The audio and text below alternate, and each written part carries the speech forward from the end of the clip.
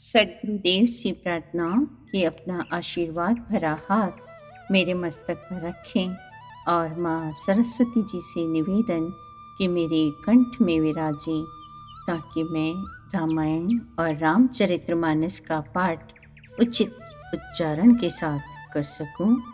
फिर विभीषण ने जानकी जी जिस प्रकार वहाँ लंका में रहती हैं वह सब कथा कहकर सुनाई। तब हनुमान जी ने कहा, हे भाई सुनो, मैं जानकी माता को देखना चाहता हूँ। तब विभीषण ने माता के दर्शन की सारी युक्तियाँ, सारे उपाय कहकर सुनाए।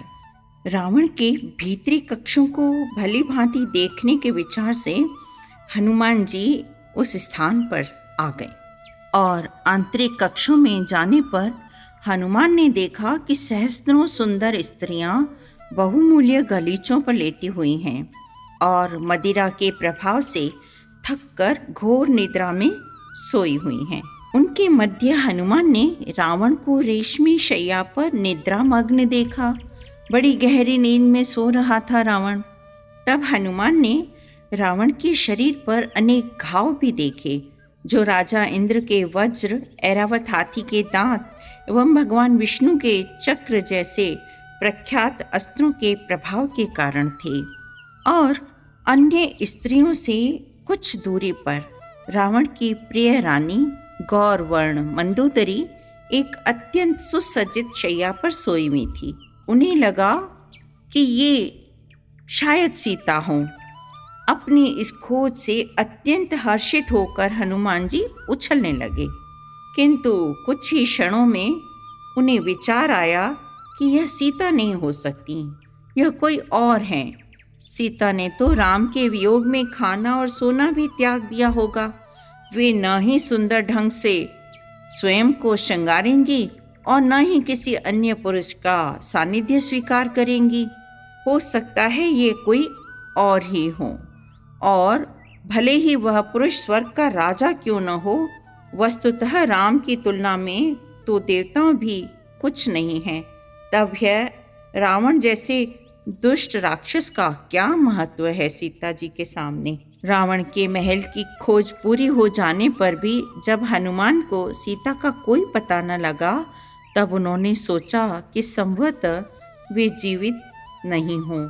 ऐसा सोचकर हनुमान जी बहुत दुखी हो गए और विचार करने लगे कि वे उन वानरों से जाकर क्या कहेंगे जो उत्सुकता पूर्वक उनके लौटने की प्रतीक्षा कर रहे हैं। किंतु हनुमान ने अपनी निराशावादी प्रवृत्तियों से संघर्ष करके स्वयं को याद दिलवाया कि केवल अटल निर्णय ही सफलता का सूत्र है। अब मन में आशा लिए वे रावण के महल के उन स्थलों की खोज में लग गए जहां वे अभी तक नहीं गए थे। बारंबार शीघ्रतापूर्वक लंका में खोजने के बाद हनुमान पूरी तरह निराश हो गए। संभवतः सीता ने रावण द्वारा लंका में लाए जाते समय भय के कारण प्राण त्याग दिए होंगे। जब हनुमान इन सब निराशाजनक विचारों से मुक्त हुए, तब वे सोचने लगे कि अब क्या करूं। तब लंका की सुरक्षा हेतु निर्मित एक ऊंची दीवार पर बैठे हुए हनुमान को नगर के एक छोर पर स्थित अनेक वृक्षों की एक वाटिका दिखाई दी, जहां पर अशोक के वृक्षों की लाइन लगी थी। हनुमान ने वहां जाने का निश्चय किया। पहले उन्होंने राम, लक्ष्मण एवं मुख्य देवी देवताओं को प्रणाम किया। तब उन्होंने उस सुरक्षा दीवार से छलांग लगा दी और अशोक वाटिका में कूद गए।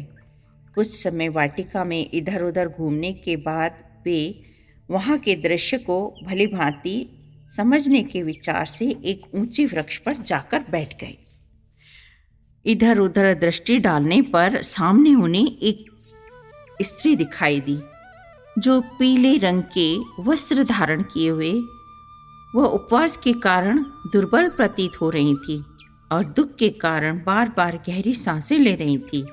यद्यपि उनका मुख आंसुओं से भीगा था और चिंतित एवं थका हुआ जान पड़ता था, किंतु एक प्रकार की दिव्य प्रभा से वे दैदीप्यमान थीं।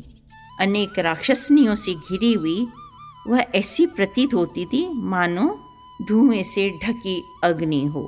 हनुमान जी समझ गए कि यह वही स्त्री है जिसे उन्होंने रावण द्वारा ले जाते हुए देखा था। जो आभूषण उन्होंने धारण किए हुए थे वे राम द्वारा वर्णित आभूषणों से मिलते थे। अतः हनुमान ने उन्हें पहचान लिया कि यह स्त्री सीता ही है। सीता का आकर्षण और सौंदर्य राम के समान ही है। वास्तव में उनके लिए छलांग लगाकर लंका तक आना और राक्षसों का वध करने का कष्ट सहन करना उचित है। वस्तुतः यदि तराजू के एक पलड़े पर सीता को और दूसरे पलड़े पर तीनों लोकों के प्रभुत्व को रखा जाए, तब दूसरा पलड़ा सीता की योग्यता के एक अंश की भी बराबरी नहीं कर सकता। रावण के हाथों उनको दी जा रही व्यथा को देखना अत्यंत कष्टकर है। तथापि मैं जानता हूँ कि राम का नित्य स्मरण सीता को इस बाह्य पीड़ा की अनुभूति होने नहीं देता होगा। हनुमान की सहायता के लिए चंद्रमा उदित हुए ताकि वे सीता और उनके चारों ओर तैनात भयंकर राक्षसनियों को देख सकें। सीता का पता लगाने के हर्ष में हनुमान के नेत्रों में आंसू छलक आए। रात्रि व्यतीत होने लगी और हनुमान वहीं अशोक वृक्ष के शिखर पर बैठे हुए सीता को देखते रहे। वाद्य यंत्रों सहित अपना यशोगान करने वाले भाटों को सुनकर रावण प्रभात होने से पहले ही जाग गया। रावण उठते ही सीता के विषय में सोचने लगा, क्योंकि वह उनके प्रति अपनी आसक्ति को नियंत्रित करने में असमर्थ था। पूर्व रात्रि की नशे के प्रभाव में अब भी रावण डगमगा रहा था और उसके पीछे अनेक सुंदर स्त्रियां चल रही थी। रावण को आते हुए देखकर हनुमान ने स्वयं को घनी पत्तियों वाली शाखा के बीच छुपा लिया। सीता ने जैसे ही रावण को आते देखा, उन्होंने यथासंभव अपने आप को ढक लिया और नीचे भूमि पर बैठी वे किसी समुद्री तूफान में फंसी दुर्बल नाव की भांति हिल रही थी। वैसी लग रही थी मानो पूर्णिमा के चंद्रमा पर ग्रहण लग गया हो, मानो वे उस जलाशय की भांति दिखाई पड़ रही थी जिसके कमल नष्ट हो गए हों। वे एक बुझी हुई ज्वाला जैसी लग रही थी। रावण सीता के सम्मुख आकर उन्हें बहकाने की आशा में बोलने लगा, हे सर्व सुंदरी, मैं तुम्हारे प्रेम में व्याकुल हूँ, मेरी बात मान लो। प्रिय, पराई स्त्रियों को हर लाना सदैव से राक्षसों की रीति रही है, किंतु तब तक तुम्हारा स्पर्श नहीं करूँगा जब तक कि तुम स्वेच्छा से मुझे स्वीकार न कर लो। हे सर्वश्रेष्ठ सुंदरी, तुम्हारा हठ करना मूर्खता है। तुम मेरी प्रियतमा बन जाओ, बदले में मैं तुम्हारी प्रसन्नता के लिए कुछ भी करने को तैयार हूँ। तुम चाहो तो मैं सारी पृथ्वी जीतकर उपहार स्वरूप तुम्हारे पिता राजा जनक को भेंट कर दूं। तुम उस राम का विश्वास पात्र बने रहने की हठ क्यों करती हो, जो मेरी तुलना में मार्ग के तिनके के समान है। सीता ने रावण से अपनी अनिच्छा के संकेत स्वरूप स्वयं एवं रावण के मध्य चुपचाप और शांत होकर एक तिनका रख दिया और बोली, तुम मुझे कभी प्राप्त नहीं कर सकोगे। मेरी सहमति प्राप्त करने की आशा छोड़ दो।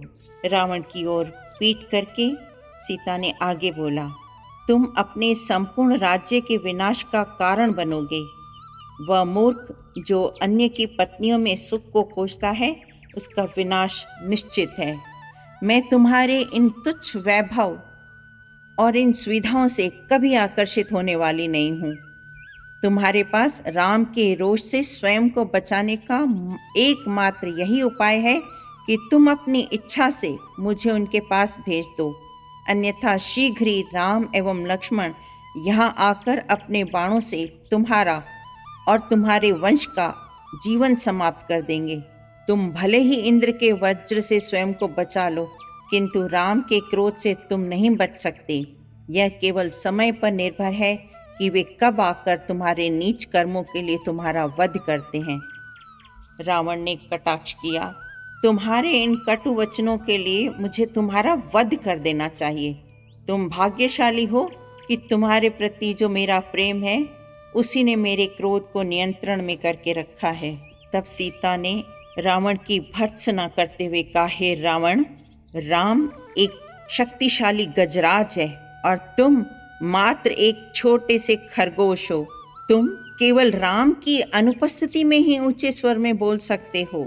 इन तीखे शब्दों के प्रहार से रावण सर्प की भांति फुफकारा और अपने क्रुद्ध लाल नेत्रों से सीता की ओर देखते हुए गरजा, मैं आज ही तुम्हारा वध कर दूंगा। रावण धमकाते हुए इस प्रकार सीता की ओर मुड़ा, किंतु मंदोदरी ने, जो रावण की पत्नी धनमालिनी के साथ वहां उपस्थित थी, अपने पति को रोक दिया। वहां तैनात भयंकर राक्षसनियां सीता के पास जाकर क्रोधपूर्वक कटु वचन कहने लगी कि तुम्हें अपना मिथ्या अभिमान त्याग कर रावण को स्वीकार कर लेना चाहिए। यदि तुम हठ करती रहोगी तो उसका परिणाम बहुत ही विनाशकारी होगा। तुम मूर्ख हो, या तो हमारा परामर्श मानो अथवा भयानक मृत्यु का सामना करो। किंतु सीता ने सहजतापूर्वक उत्तर दिया, तुम चाहो तो मेरा वध कर दो, किंतु मैं स्वयं को रावण को समर्पित नहीं करूंगी। राक्षसनियां इस प्रकार से भयानक वचनों से सीता को प्रताड़ित करने लगी। उनकी ऐसी प्रताड़ना सीता सहन न कर पाई और उच्च स्वर में विलाप करने लगी कि हे राम, मेरी रक्षा के लिए आते क्यों नहीं हो। उसी समय त्रिजटा नाम की एक वृद्ध स्त्री आई। उन राक्षसनियों के पास जाकर और बड़े विवेकपूर्ण वचन बोली, अरे नीच, तुम सब सीता को इस प्रकार दुख देने का साहस कैसे कर रही हो? तुम सब कभी उनका वध नहीं कर सकती। मैं इसका कारण तुम्हें बताती हूँ। अभी ही मैंने एक अविश्वसनीय किंतु सजीव स्वप्न देखा है, जिसमें राम सभी राक्षसों का नाश करके सीता को मुक्त करवाने आए हैं। जब अन्य राक्षसियों ने त्रिजटा से उसके स्वप्न का विस्तार पूर्वक वर्णन करने का निवेदन किया, तब वह बताने लगी, मैंने राम एवं लक्ष्मण को श्वेत वस्त्र, श्वेत हार धारण किए हुए देखा है। वे वायु के मार्ग से जा रहे थे। एक श्वेत दिव्य रथ में सवार थे, जिसे 1000 श्वेत घोड़े खींच रहे थे। उसके बाद एक दृश्य बदल गया और मैंने राम को श्वेत वस्त्र धारण किए हुए 4 दांतों वाले विशालकाय हाथी पर देखा। और फिर सीता भी सागर के मध्य में स्थित एक पर्वत पर खड़ी थी। जब राम निकट आए तब सीता उस हाथी पर चढ़ गई और इस प्रकार से उनका अपने पति के साथ पुनर्मिलन हुआ। उसके बाद मैंने राम, सीता, लक्ष्मण को पुष्पक रथ में बैठकर आकाश मार्ग से उत्तर दिशा में जाते हुए देखा। फिर मैंने देखा कि रावण का सिर गंजा है और शरीर पर लाल चंदन का लेप देखा। वह गधों के द्वारा खींचे जाने वाले रथ पर सवार था और तेल पी रहा था और ऐसे हंस रहा था मैं मानो पगला गया हो। जैसे ही वह रथ चला और वो धुएं से भरे हुए एक मार्ग में जाकर विलुप्त हो गया और वहाँ से अपवित्र वस्तुओं की दुर्गंध आ रही थी। मैंने कुंभकर्ण एवं रावण के पुत्रों को भी वैसा ही होते देखा, किंतु फिर विभीषण देखा तो वो 4 दांतों वाले हाथी पर सवार थे। फिर अंत में मैंने देखा कि सारी लंका नष्ट होकर सागर में गिर गई है। मुझे ऐसा लगता है कि शीघ्र ही राम आकर राक्षसों का विनाश कर देंगे और सीता को मुक्त कराएंगे। तब सीता को प्रताड़ित करना छोड़ दो और क्षमा मांग लो। इसी बीच सीता को अपने निर्दोष शरीर से मंगल शकुन का आभास हुआ। सीता को शीघ्र ही अति शुभ संदेश प्राप्त होने वाला है, यह सुनकर सीता गर्वित हो उठी। यदि तुम्हारे वचन सत्य होते हैं तब निश्चय ही मेरे पति के क्रोध से तुम्हारी रक्षा होगी त्रिजटा। इस बीच हनुमान वहां छुपे हुए सीता और राक्षसनियों के मध्य होने वाले वार्तालाप को सुन रहे थे। वे इस स्थिति पर विचार करने लगे कि मुझे किसी भी प्रकार से उनके भय का शमन करना होगा। वे इतनी निराश हैं कि किसी भी क्षण अपने प्राणों को न त्याग दें, किंतु इन राक्षसनियों के सामने मैं उनसे कैसे कुछ कह पाऊंगा। किसी भी प्रकार मुझे यह करना ही है। राम मुझे सीता का संदेश देने और लेने के बारे में अवश्य ही पूछेंगे। मैं सीता से इसी समय जाकर भेंट करूंगा जब प्रहरी असावधान हो। किंतु यदि मैं ब्राह्मण की भांति बोलूं तो वो मुझे भिक्षुक के वेश में आया हुआ रावण समझ लेंगी, और अयोध्या की प्राकृत भाषा में बोलूं तो शायद उन्हें मुझ पर विश्वास हो जाए। किंतु यदि वे किसी वानर को मानव की भांति बोलते हुए सुनेंगी, तब उन्हें फिर से मेरे रावण होने का ना संदेह हो जाए। यह कितना भ्रामिक है, इसलिए कि रावण अपनी इच्छानुसार कोई भी वेश बदल सकता है। अब मुझे बहुत सावधान रहना होगा, क्योंकि वे यदि चीख पड़ी तो सारे प्रहरी चौकन्ने हो जाएंगे, और प्रहरी मेरे विशाल रूप को देखकर भयभीत हो जाएंगे, और फिर वो सहायता के लिए रावण के सैनिकों को बुलाएंगे, और फिर मुझे हो सकता है कि कारागार में डाल दें। यदि मैं सभी राक्षसों को पराजित भी कर दूं, तो कैसे होगा? मुझे सावधानीपूर्वक विचार करना चाहिए कि सीता से किस प्रकार से भेंट की जाए। अपने इन तर्कों को मन में तोलकर और भली भांति विचार करके हनुमान ने दृढ़तापूर्वक निर्णय लिया। सीता का विश्वास प्राप्त करने के लिए मैं सबसे पहले राम का गुणगान करूंगा, और तब मैं उन्हें राम का संदेश सुनाऊंगा। उस विशाल अशोक वृक्ष की शाखाओं पर बैठे बैठे ही हनुमान मधुर स्वर में गाने लगे कि इक्ष्वाकु वंश की संतति, राजा दशरथ था नाम, न्यायपरायण तथा पराक्रमी, 4 पुत्र हुए बलशाली था, नाम राम, लक्ष्मण, भरत और शत्रुघ्न। दिया के कई को वरदान, चले वन को राम, मृग रूप धरे मारीच संग, हर ले गया सीता को दुष्ट रावण। जैसे ही हनुमान शांत हुए, वृक्ष की ओर देखकर उस मधुर स्वर के आने की दिशा की ओर सीता जी देखने लगी कि ये स्वर कहाँ से आ रहा है। तब उन्होंने हनुमान को देखा, तब सोचा कि वे कोई स्वप्न देख रही हैं, और वानर को स्वप्न में देखना अशुभ होता है। फिर सीता रोने लगी और अचानक वो मूर्छित हो गई। फिर सचेत होने पर सोचने लगी, यह स्वप्न कैसे हो सकता है? राम के वियोग से उत्पन्न शोक से मैं एक क्षण भी सोती तो हूँ नहीं, तो स्वप्न कैसा? ये मेरा भ्रम होगा। मैं जहाँ भी देखती हूँ वहाँ मुझे राम ही दिखाई देते हैं। मेरे कान केवल उनकी ही आवाज़ सुनते हैं। मेरा मन राम के सिवा और कुछ भी विचार नहीं करता। वह वानर इतना वास्तविक प्रतीत होता था कि विश्वास नहीं होता कि वह कोई भ्रम है।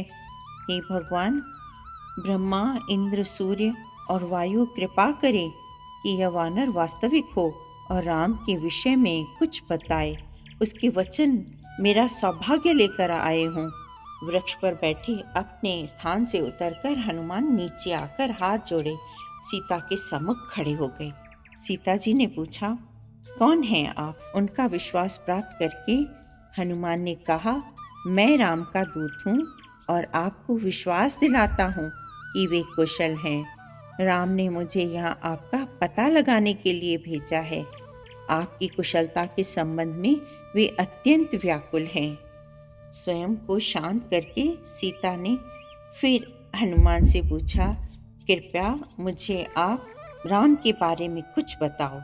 उनके विषय में तुम्हारा विवरण मेरे कानों और मन को बहुत हर्षित कर रहा है। तब हनुमान बताने लगे कि हे वैदेही, राम की आंखें कमल के समान हैं, उनके कंधे चौड़े, भुजाएं बलशाली और उनकी गर्दन शंख के आकार वाली है। उनके नेत्र ताम्रवर्णी हैं और उनका स्वर गंभीर है। और लक्ष्मण का सौंदर्य भी असीम है। लक्ष्मण का वर्ण सुनहरा है, जबकि राम का श्याम वर्ण है। मैं इन दोनों भाइयों से ऋष्यमुख पर्वत पर मिला था। रावण द्वारा हरण करके ले जाते समय जो आभूषण आपने वानरों के मध्य गिराए थे, उन्हें देखते ही राम हर्ष से खुश हो गए, प्रफुल्लित हो गए। उनके नेत्रों से अश्रुधारा बहने लगी। राम ने बाली को मारकर सुग्रीव के साथ मैत्री स्थापित की। उसके बदले में सुग्रीव ने आपकी खोज करने के लिए लाखों वानरों को विश्व में भेजा है। अब सौभाग्य से इस दूरस्थ स्थान में मैंने आपका पता लगा लिया है। राम के विषय में हनुमान द्वारा दिया गया विवरण सुनकर सीता को विश्वास हो गया कि वह दूत उनके पति द्वारा ही भेजा गया है। वे प्रसन्नता के आंसू बहाने लगी। उसी समय हनुमान ने सीता को राम की अंगूठी दी। उसे पहचान कर और अपने प्रियतम का नाम अंकित देखकर सीता हर्ष से खिल उठी, मानो वे स्वयं राम के आगमन का अनुभव कर रही हों। उन्होंने कहा, हे हनुमान, इस भेंट के लिए मैं सदैव तुम्हारी ऋणी रहूंगी। तुम कितने महिमामयी हो कि मेरी सुरक्षा के लिए आए हो। अब कृपा करके मुझे राम के विषय में कुछ और बताओ। हाथ जोड़े हुए हनुमान बोले, आपका पता न होने के कारण ही राम आपकी सुरक्षा के लिए यहाँ नहीं आए। आपके बिना राम भी पूर्णतः अशांत हैं। जैसे ही मैं लौटकर आपके यहाँ उपस्थित होने की सूचना राम को दूंगा, वे शीघ्र ही रावण का वध करने के लिए निकल पड़ेंगे। हनुमान ने परामर्श दिया, यदि आप चाहें तो मैं आपको अपनी पीठ पर बिठाकर राम के पास किष्किंधा ले चलूं। मुझे विश्वास है कि सागर पार करते समय राक्षस मेरा मुकाबला नहीं कर पाएंगे। इस प्रस्ताव को सुनकर सीता हर्षित हुई, तथापि उन्होंने कहा, तुम्हारा यह प्रस्ताव वानर सुलभ है। इतने लघु शरीर वाला प्राणी मुझे लेकर सागर पार करने की बात कैसे सोच सकता है। यह सुनकर हनुमान कुछ खिन्न हो उठे। उन्होंने सोचा, माता सीता मुझे कितना तुच्छ समझती हैं। तब उन्होंने अपने पराक्रम का प्रदर्शन करने के लिए विशाल काय रूप धारण किया और बोले, यदि आप चाहें तो मैं पूरी लंका उखाड़ दूं, तब रावण सहित इसे राम के पास ले जाऊं। अतएव आप मेरे विषय में संदेह त्याग दें। माँ सीता ने मान लिया, तुम निश्चय ही इतने बलवान हो कि मुझे सागर पार करवा सको, किंतु यह युक्ति मुझे अच्छी नहीं लगी। हे हनुमान, चूंकि मैं एक पतिव्रता स्त्री हूँ, अतएव मैं राम के सिवाय किसी अन्य के शरीर का स्पर्श नहीं करना चाहती। जब रावण ने मेरा अपहरण किया तब मैं असहाय और विवश थी। अब राम को स्वयं यहाँ आकर उस दुष्ट रावण का वध करके मुझे मुक्त करवाना चाहिए। उनके इसी कार्य से उनका यशोवर्धन होगा। तब हनुमान ने कहा, मैं आपके वचनों की सराहना करता हूँ, जो राम की सती एवं धर्मपरायणा पत्नी के अनुरूप है।